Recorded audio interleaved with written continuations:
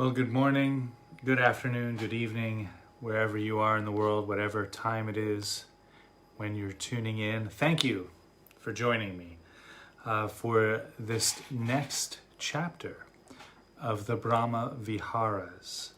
Brahma Vihara is a Sanskrit term or a Pali term which translates in English as meaning the home of the gods or the dwelling of the gods. Brahma, the Hindu god of creation, Vihara, the word for temple or home or house, abode, like that. So Brahma Vihara, the dwelling of the gods.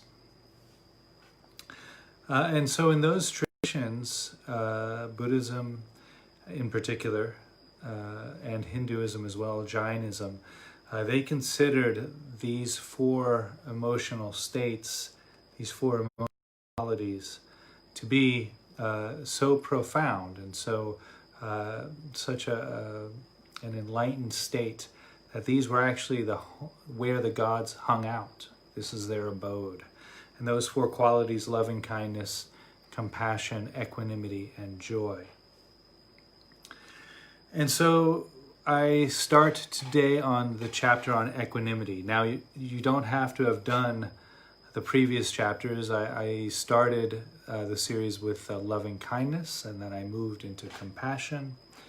And now I'm entering into the chapter on on equanimity. But you don't have to have done the previous chapters. No worries there. Each of these sessions stands alone. You can join today, get benefit from that, and then come again maybe in a week or two, wherever you feel comfortable. Now, if you want to see the previous episodes, those are available on my website, www.suchsweetthunder.org, or you can actually see them all on YouTube as well. If you just search Chris Luard under YouTube, or Chris Luard Meditation, all of this Brahma Vihara series, they're all posted there as well. So equanimity. And I often get the question, well, what is equanimity? It's, kind of an unfamiliar word, perhaps to many. Sometimes people see it as being in a state of non-judgement. And that's kind of true. But it's really about seeing the world as it presents itself. See, we often experience the world seen through the lenses of our upbringing, of our social conditioning, of our education, of our influences as we grow up, as we age, from a young child and into the present moment. We're constantly tweaking and fiddling with our view of the world. And then we see the world through those lenses. Equanimity is the practice of, cleaning those lenses, so to speak, so that we gradually begin to see the world as it's given to us before or prior to our likes, our dislikes, our preferences, our prejudices, and so forth. There's a great phrase in the Zen tradition, often quoted, when a cold monk meditates, a meditating monk is cold. Now that seems over-obvious, right, in a way, and it is. But it's used as a way of cutting through our lenses, cutting through the filter that we cast over the world habitually. When we go out into the cold air and we shiver against the cold and we say, oh, this is not good, I don't like this, or I hope I can get a heavier coat or whatever. There's suffering there. We're struggling against the present moment. And whenever we struggle against the present moment, there's suffering. Equanimity allows us to feel that cold. Okay, cold, it's just another sensation on the skin. It might get into the bones or muscles, depending on how really frigidly cold it is. I'll get inside as soon as I can and warm up my bones. But between here and there, when a cold person walks, a walking person is cold. We can't do much about that. So accepting the present moment as it is. That's really the practice of equanimity. Because when we experience life against the filter of our beliefs, our preferences, our prejudices, we are experiencing our life against what we think our life should be. We're in our experience and resisting it at the same time.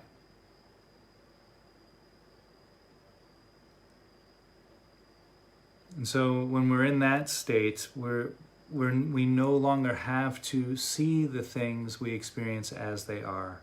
We experience them, we see them as they are, filtered through how we think things should be, filtered through our desires for what the present moment ought to be. Whenever we have that experience, and it happens a lot to all of us, there's a tension there. There's a resistance. And so these practices, the way they're structured, at least the first few practices of equanimity that I'll be offering, they're specifically designed to allow the practitioner to experience those resistances. And if you've done any of the previous episodes with me before, the episodes on loving kindness, on compassion, you might have experienced those resistances before. Likely, if you did the practices, hopefully you experienced a bit of resistance. Now, because the practices are designed to bring up those resistances. Now, what often happens here, and again, you might have noticed this, is we come to meditate, and let's say you've done a loving kindness meditation, and you bring up these phrases of loving kindness into your heart, or moving forward, we'll do the equanimity practice, we'll bring up these phrases of equanimity into our own heart, and there might be a resistance there, and suddenly we think we're doing it wrong, or we're doing the practice wrong, or that something should be different. Ironically, that's showing us a resistance to equanimity in itself. In that moment, we're not accepting what is. We've created a model in our mind of what we think should be, and then we're trying to force ourselves into that model. And so the idea here is, if we recognize a resistance that comes up in the practice, if we feel a resistance, for example, we don't want to see things how they are. We want them to be a certain way. Very prevalent, especially in the current world crisis, right? How can we accept this? How can we see this as it is without wanting it to be different? And so when that resistance comes up, we don't try to change that resistance. We don't try to change how we feel. We just rest in the experience of resisting. Because again, if we try to change that, we try to shift it, we're no longer practicing equanimity, right? We're trying to push ourselves into being something we're not, rather than opening and accepting to what we are right now in the present moment. And that's interesting. That's where we see the connection between the practices of equanimity and the practices of compassion, right? Because compassion, we gradually learn to accept ourselves as we are. That's compassion. So equanimity challenges that. In equanimity, we're developing the capacity to see things as they are without trying to change them in relationship to our preferences and prejudices. And when that can't happen, or when the resistance comes, we open to that resistance with compassion. So it's not that we've moved from loving kindness to compassion to equanimity, although it sometimes might feel that way the practices are designed and laid out. But we move through the practices, and as we move from loving kindness to compassion and then to equanimity, you'll notice the other practices that we've done resonate with that. There's a resonation there. And so the same way, if you play a stringed instrument and you bow a violin here on, maybe you bow an A on the violin, the other notes will resonate with that more or less. The other A's will definitely resonate with it. And some other notes might resonate too, and the other instruments nearby will resonate with it. And so here we're bowing the quality of equanimity, and the similar notes of loving kindness and compassion begin to resonate with that bowing quality.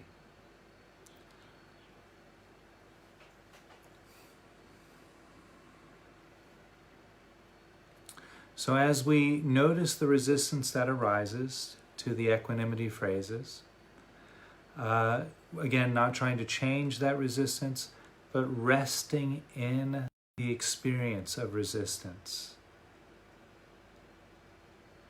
And so simply allowing the resistance to be there.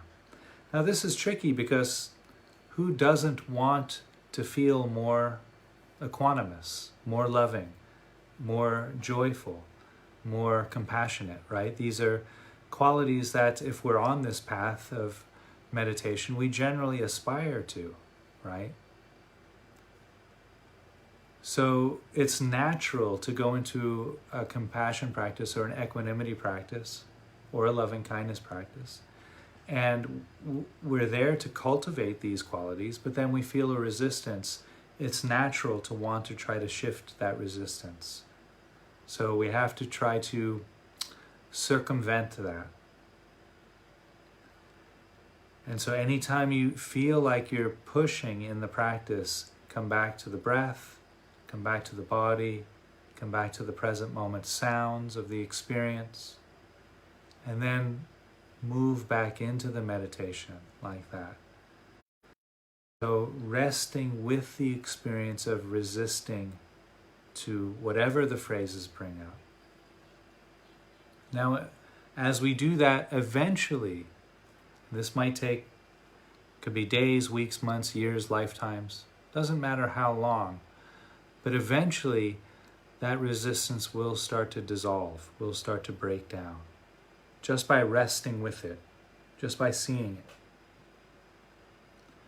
And once that starts to happen, because those resistances require our energy to hold in place, like we've put up a shield and we're holding a shield.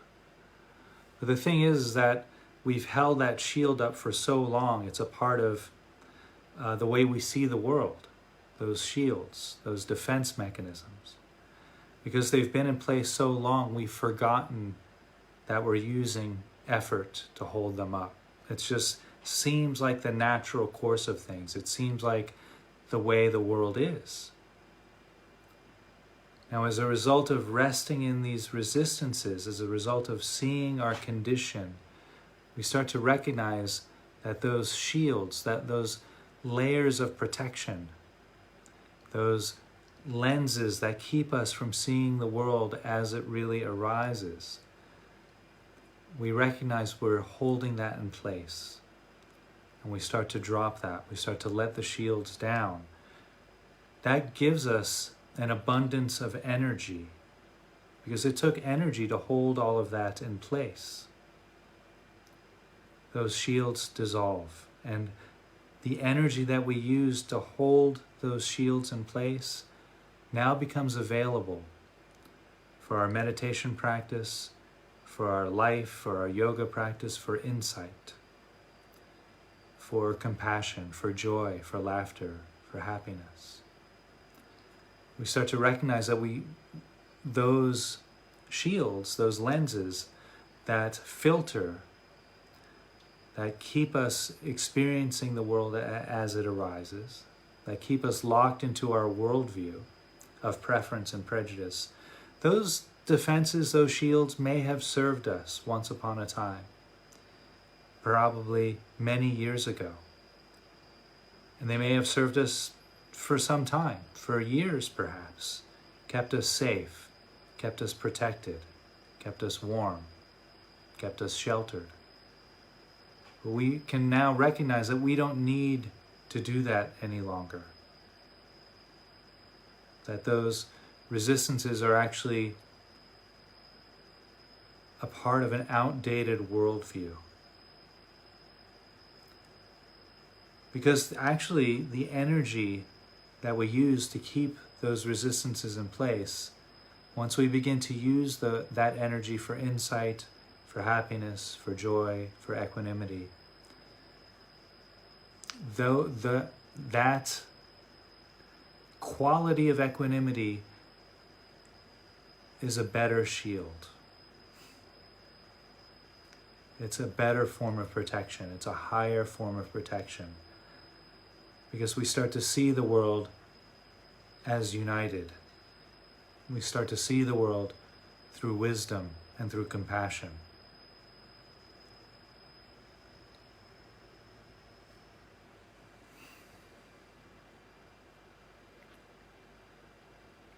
So I'll just go through the phrases that we will work through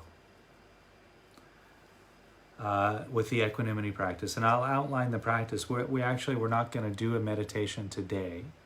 Sorry to disappoint you if you were waiting for that. Today is just the introduction. Tomorrow we start meditating on equanimity. And how this is done, if this is your first time joining me, or if not, it never really hurts to hear these instructions more than once.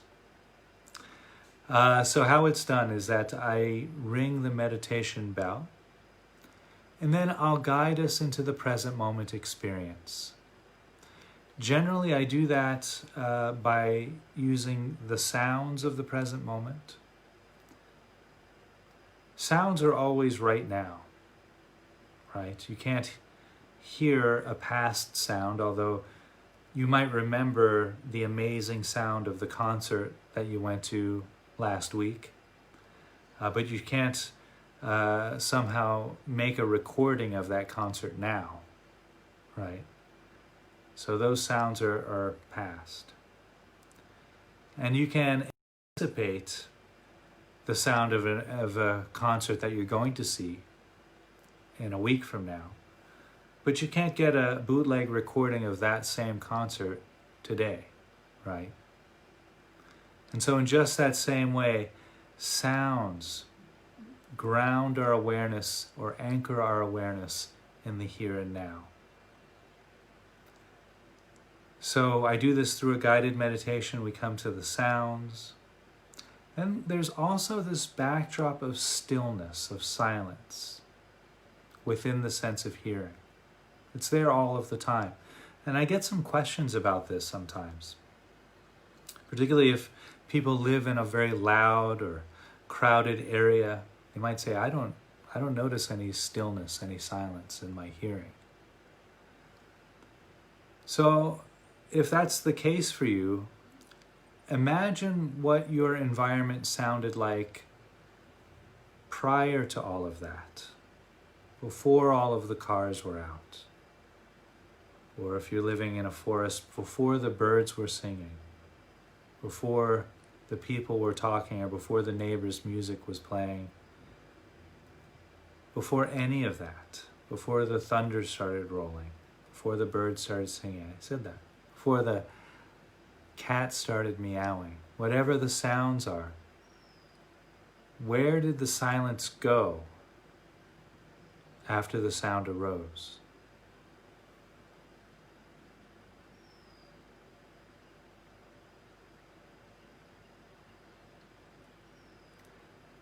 And when you really contemplate on that, you'll begin to notice that the sound doesn't go anywhere, or the silence, rather, doesn't go anywhere. because silence doesn't occupy a location in space. It is the space itself. So sounds arise out of the silence, and they stay for a while. They might pretend to be very important, and then they fade back into the silence, like that. And so what happens is that when there's a lot of sound, it really makes that stillness, that silence, a little more challenging to notice. Just in the same way that if you walk into a room that's filled with lots of very colorful painting and tie-dye t-shirts and lots of people, it's hard to notice the space in the room, right? Our eyes and our awareness become focused on the objects. It's the same in the sense of hearing. There's always this quality of still silence within the sense of hearing. But when there's a lot of sound, or even when there's just one or two sounds, our awareness generally collapses down on those sounds, focuses on those sounds, at the expense of the experience of silence.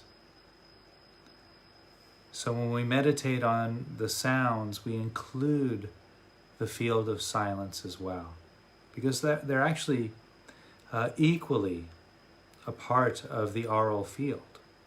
In fact, you wouldn't hear anything if there was just sound. Because sound needs the backdrop of silence to be heard. It needs something to push against to be heard. Just like you wouldn't see any you don't see any stars during the day.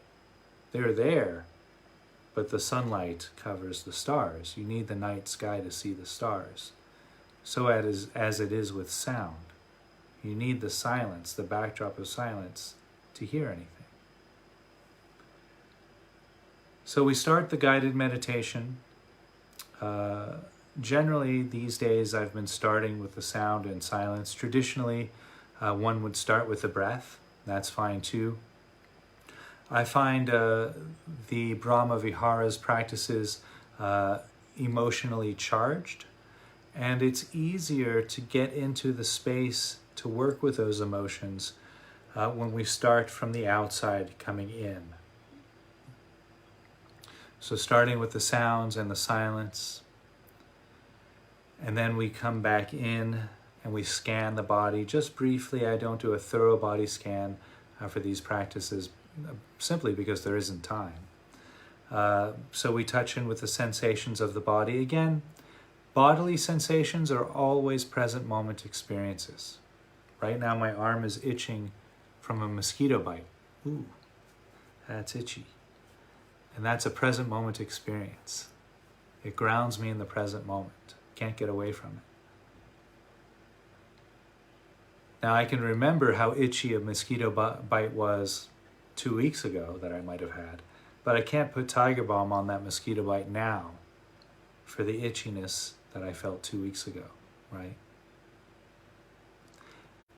Again, like the sounds, sensations are always present moment experiences. So coming into the body, feeling the body, allowing our awareness to be in the present moment.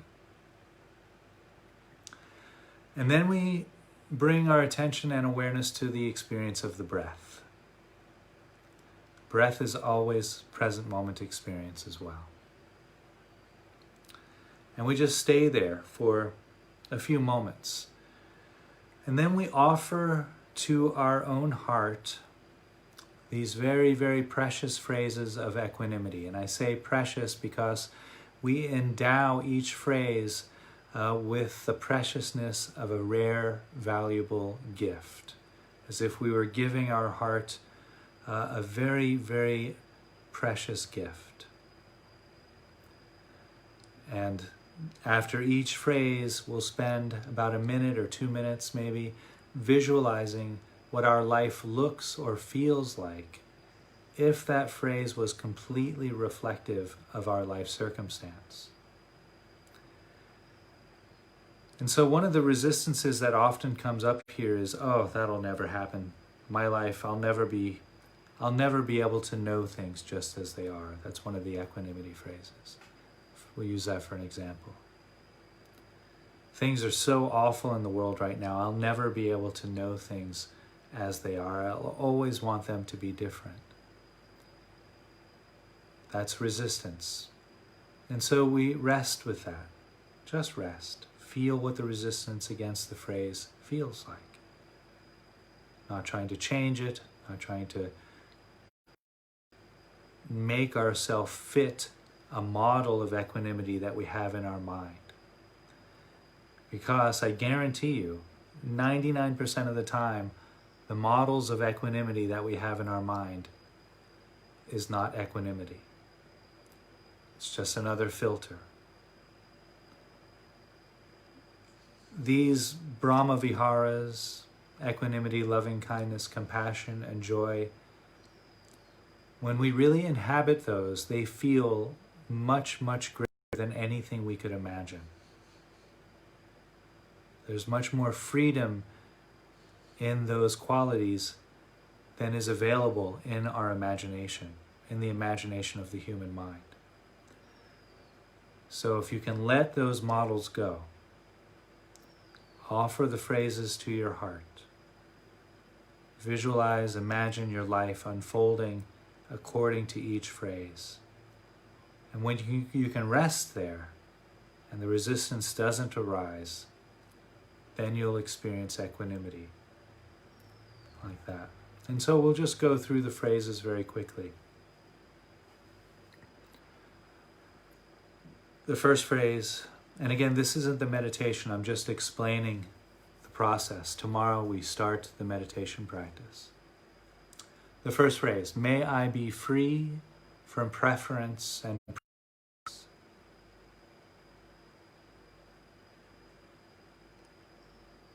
So, what would the world look like if you could experience the world without harboring any sort of preference or prejudice?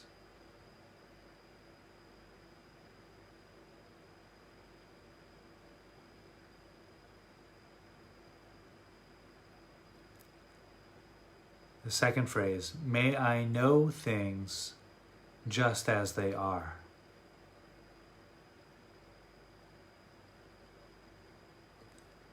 And so what does that do for you? How does that change your reality? If you could know things just as they are. For example, my boss called. Then the mind is, oh, my boss called. Maybe he's going to fire me, or maybe I'm going to get a promotion, or maybe they need me to finish this, or I need to call them back right now because they might need that from me. Or then we're not there. We're not knowing things as they are. We're anticipating what things might be. And so then we can see then how the mind brings us out of the present moment awareness, right? This phrase, may I know things just as they are. When a cold monk meditates, a meditating monk is cold. Free from preference and prejudice.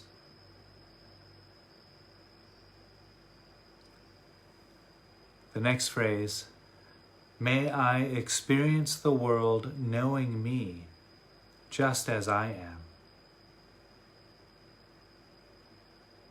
Wow. And what does that do? When you offer that phrase to your heart, may I experience the world knowing me just as I am.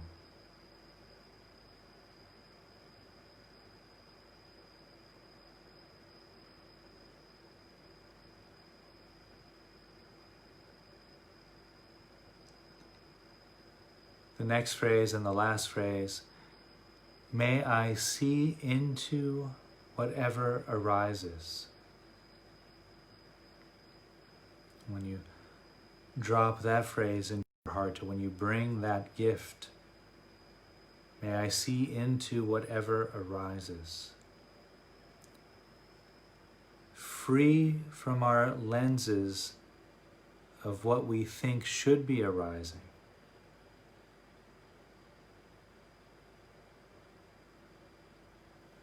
And so with this type of seeing, with this type of knowing,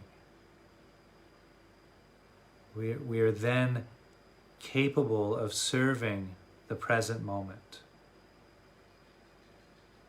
We're then capable of helping much more accurately, because we're not bogged down with how we think things should look. We're not caught in our emotional reactivity against what is. And when we free ourselves from that reactivity, again, we have all of that energy. And then we can move forward with compassion, with loving kindness.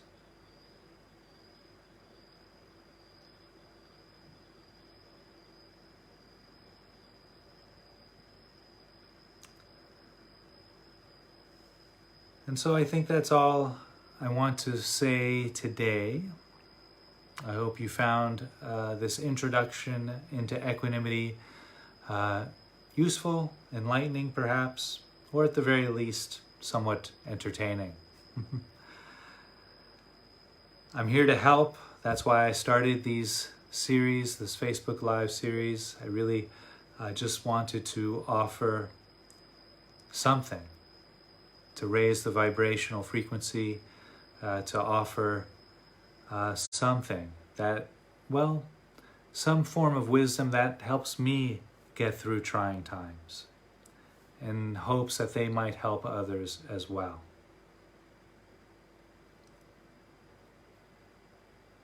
So do whatever you have to do to stay safe. I used to say, wear your mask, wash your hands, practice your social distancing. Do whatever it is that you do to keep yourself and your loved ones safe. Much love, much light. I'll be back again tomorrow with a full guided meditation on equanimity practice. Be well.